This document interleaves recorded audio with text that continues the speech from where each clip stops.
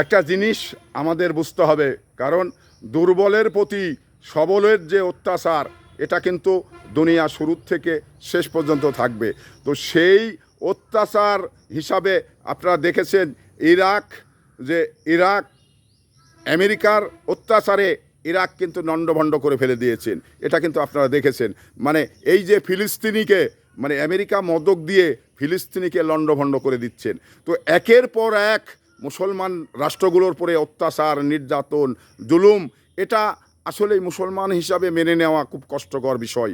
তো সেই জায়গা থেকে আমাদের এখন একটি কাজ করতে হবে, সেটা হলো যে আমরা তো মরে যাচ্ছিই, কিন্তু মরার আগে ওদের একটু বুঝিয়ে দিতে হবে যে মুসলমানরাও আর পিছিয়ে থাকবে না, মুসলমানরাও ইহুদিদের জন্য সংগ্রাম করবে, ইহুদিদের সঙ্গে মোকাবেলা করে আমাদের মুসলমানের অস্তিত্ব এটা আমাদের ধরে রাখতে হবে।